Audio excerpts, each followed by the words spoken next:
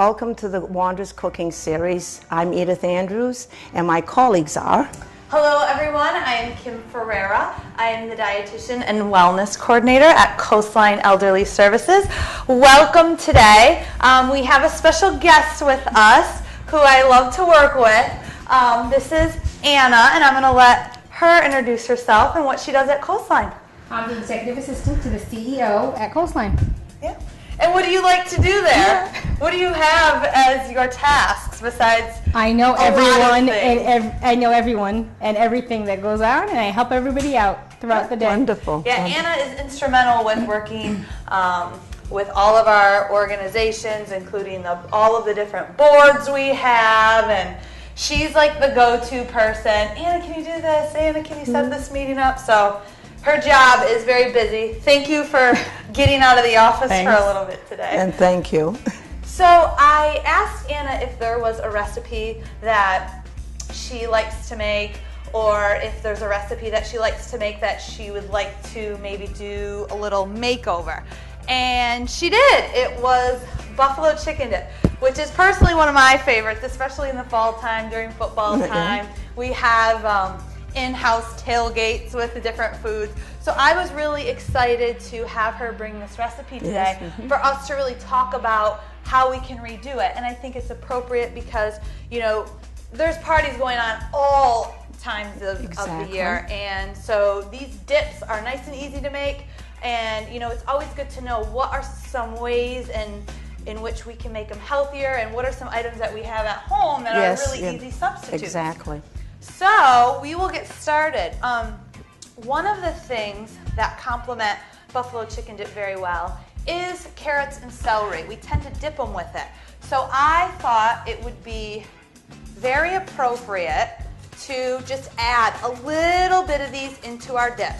And so that they're not overly completely crunchy, we're just going to add them in the skillet for just a couple of minutes, just to take a little bit of that extra crunch off before it bakes. And also that will add just a little bit of nutrition to it. Obviously, you know, you're not going to be getting a whole serving of vegetables in there, but it's all about small additions and making small changes to just pump up the nutrition just a little bit. So we're going to do that. In the meantime, the first ingredient that we're going to work with is what? What were you using in your dip, Anna? I was using regular cream cheese. Regular cream cheese. So a good substitute for regular cream cheese is typically, what would you guys typically try to substitute that with? Reduce fat. Reduce fat. Reduce fat or fat-free. So interestingly, I was in the store getting these ingredients, and I was going to try to get the fat-free, and they didn't have it. But what I found, and I've never seen this, that's why, you know, it's always good to really take a look in the grocery store because there are new products all the time. This cream cheese was actually made with some Greek yogurt in it. So I picked it up, I was intrigued, and compared to the reduced fat cream cheese, this has half of the amount of fat and double the amount of protein and probably about a quarter of the amount of sodium. So I snagged that up and said, let's try this today. So Edith, if you want to put that in a pan, all we're going to do is you want to make sure that you have it out. If it is, you know, if you just got it home from the store, make sure you keep it out just for a little bit because we want to make sure it's soft so you're really not having to mess with it for too long. Right. So we want to get that soft, and all we're going to do is find a nice dish that has a little depth to it, and you're going to take a fork and you're just going to kind of mash it so we at least soften it up a little bit. Now, do you want it all around or just... You can have it a little around because we're going to add some more ingredients to it anyways, but this softens it up. Good. So while she's doing that, a trivia question about buffalo chicken dip, because I had no idea where the name buffalo chicken came from. Do either of you have any idea? Have you heard of where buffalo chicken comes from? I'm trying to think. Because we're obviously using chicken, not buffalo. Yeah. Any idea?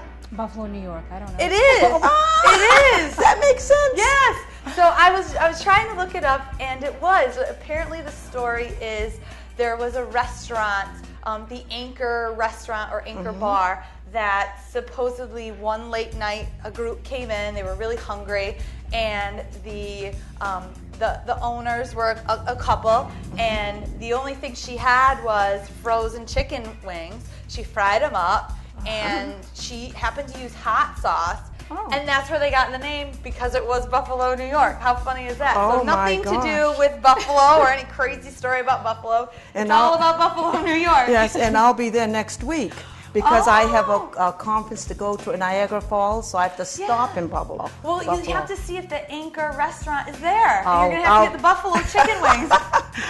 I'll notice anyway. Yeah, I'll take exactly. notice. Well, when I looked it up, they have a big, huge buffalo, like right in front of the restaurant. Like this big, huge, like silver buffalo, which was Oh, kind of isn't that funny. wonderful? Yeah, I thought that was kind of cute. Well, that looks perfect. Okay. Beautiful. All right, and we'll take that fork from you because we'll need that in a minute. All right. What are the next ingredients that you would normally put in your buffalo chicken dip? I put the blue ranch dressing and hot sauce. Okay. So, what kind of ranch dressing is it? Usually full fat? I or, usually try to do half the Okay. reduced fat. But does the recipe call for full? Yeah, the recipe it does calls call for full. Yep. That's typically what's really going to really bulk up the calories and fat. And, you know, dressing is unfortunately one of those culprits of hidden sodium. It is one of those items that in the grocery store, I really strongly suggest that you turn around the labels because you can find a huge difference in the amount of sodium. And anytime we want to lower the fat, which a lot of us do, a lot of us try to find a lower fat dressing, two things go up. They always add a little bit of sugar, and they always add more sodium.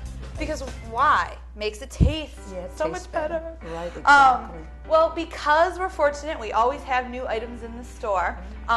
They're now coming out with yogurt dressings. And there are a few different brands that you can go between. But this is typically going to be in the refrigerator section. Okay. But the great thing that I love about it is the first ingredient is low-fat yogurt. So you know the bulk of the dressing is with yogurt. So you're getting a couple things. You're getting, you're actually getting a little bit of calcium in there versus zero. You're getting a little bit. You are going to get a little bit of protein.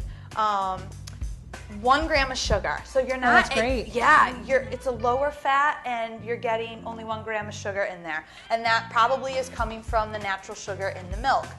And the fat is at least half the percent of regular dressing, which is perfect. And what I love is the sodium is cut by more than 2/3. There is less than 200 milligrams of sodium per serving. And if you look at home at some of the servings of your dressings, they can go well into the 400s. And the other problem with that is what? What's the thing with dressings? Well, lots of people use a lot of it. Exactly. I love my salads drenched in it. I do, I really do. Some people that just put a little bit of dressing in, I'm thinking, you're only eating the salad. I want to taste a little bit of the dressing. That's what dresses it up. Yeah, typical serving of dressing is 2 tablespoons. I ask all of you the next time you have a salad to portion out 2 tablespoons. And if you're having a nice big portion of a salad, that 2 tablespoons is going to disappear in that salad. So we eat a lot more salad dressing than we realize. So making a switch to something like this can really save you calories, especially when you want to indulge in a dip that isn't really necessarily full of all these vitamins and minerals. So this is a good way to have less fat, sodium, and sugar and calories, and at least keep it within reason. So after all that, we want a 1/2 cup of that. So Anna, you want to pour that in? And I think our little vegetables are done. We just want to get these sizzled just a little. And if you don't want to saute these, it's fine. I mean, it's really just, it's really meant to add a nice crunch to it. All right, you want to toss that in? Okay. I'll scoop it out for you. And then next is what? The hot sauce. The hot sauce. This is something that's a little difficult to substitute. Right, I think. One of the things you can do because of the sodium is just decrease the amount you're using. So instead of a half a cup, you could always just do, you know, a little less. You know, maybe you don't fill it all the way, or you do a third of a cup, so you could do that too. But it's hard to really mimic hot sauce. I know I haven't found a way to do that. So if any of you at home know, please email me at Coastline and let me know. Do you think if we did, this is just a question, Yeah. if we did half the hot sauce and maybe chopped up banana peppers, it would still give us that, or is there a lot of sodium in Actually, banana that's peppers? a really good idea. There is sodium in the canned banana peppers, Yes. but the beauty about that is you can rinse them off, versus you can't really rinse that out. No. Unless there's a way to dilute it, which I would love to know. But I love the idea of the banana peppers. That's a really good idea. Because to me, they taste about the same. Yeah. Or they give the taste buds the same. Right. I mean, this adds the liquid. So you could add a little bit more of that ranch dressing if you're using the yogurt kind to get the liquid, and then you could actually add the banana peppers. Great idea. Fabulous. That's what's the great thing about recipes, you know? Yes. They're really versatile, and you can make them how you want them. Beautiful. All right, we'll scoop some of that out. And then what's next? The recipe calls for crumbled blue cheese or mozzarella. I usually use mozzarella, but Well, we'll do a little bit of blue cheese, and why we're going to do that is, what was the normal serving of your dip of cheese? half cup. Half a cup. The reason why it's nice to use the blue cheese is because blue cheese has a really strong flavor. Yes. So you really don't even need to add as much. So we're going to use the blue cheese, and I found a reduced fat blue cheese if you are, you know, trying to really cut a little bit further down in the fat. What? Want to show them? Sure. So, you know, you can buy any container of blue cheese, big or small. And really most of them now are pasteurized, so you don't really have to worry about that food safety aspect of it. And really we're just going to do 1/4 of a cup because, like I said, it's a really strong flavor. And so we just don't, I mean, you can smell it. Smell it when I open that container up. So we'll just put that in there. Beautiful. And then we're just going to now stir this all up. We use a fork instead of a spoon because it makes it just a little easier, I think, to mix everything together, especially with cream cheese being a little bit more of a dense consistency. And then the fork also has the little prongs that you can mash it with. Exactly. Now, Edith, have you made buffalo chicken dip before? No, not from scratch. I just buy the blue cheese dressing and put it, you know, and have that done. Unless my husband's going to be doing things, I just do simple things. Got it. Because he's the expert that does everything, and when we have special parties, he's the one that puts them on, you know. Nice. Well, I know I see so many recipes now for buffalo chicken, you know, putting them in egg rolls, putting them in burritos, putting them now on salads. So it's kind of, I think, one of those foods that have really, I really like gained a lot of mine. popularity. I want my buffalo wings as it was originally Okay. done. Don't put them in anything else, and I don't want them rolled in burritos. I don't want them rolled in anything. Well, we'll see how you like the flavor. taste of this today. Have you Oh, well, had that'll it before? be, no, see, you're not going to roll it in. We're just going to dip them. Right, but they're not chicken wings, so they're like Yeah. a take on the chicken Right, wing, right? okay.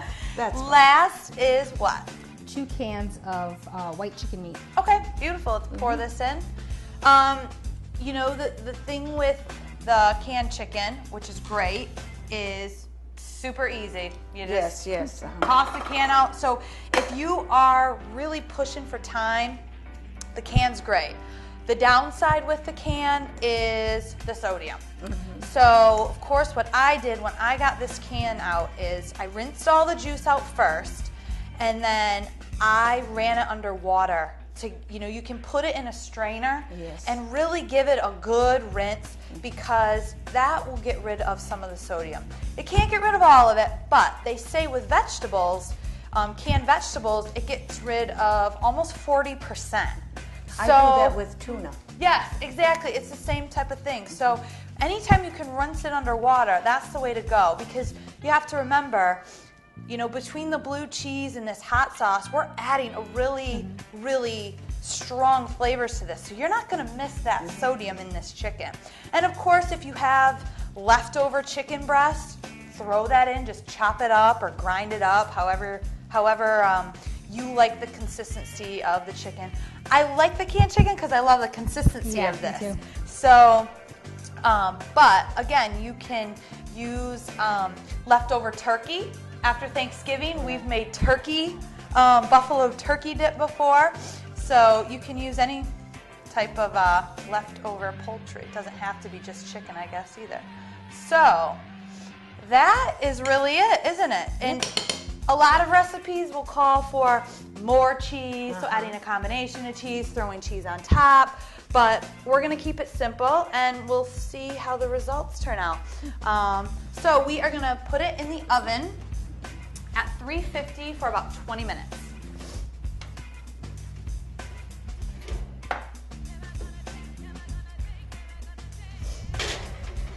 And with the time warping, here is one already done. That's great. So it's nice, you can see it's browned, Yes. you know, in the middle a little bit. And yeah, we're gonna give this a taste. What we did with the nutrition is, we'll let this cool for a minute, is I'll give you a little breakdown. So with Anna's original recipe, per serving, it was 144 calories, 11 grams of fat, and about 7.5 grams of protein. With the new recipe, it's only 80 calories a serving. So we've cut this by about 40%. Only 2 grams of fat. So it's gone from 11 to 2, and the protein's actually bumped up a little bit to 12 grams. So by adding the yogurt dressing, that pumps up the protein a little bit, and with having the Greek style yogurt. Now it's the next hurdle is always, what do you dip this with?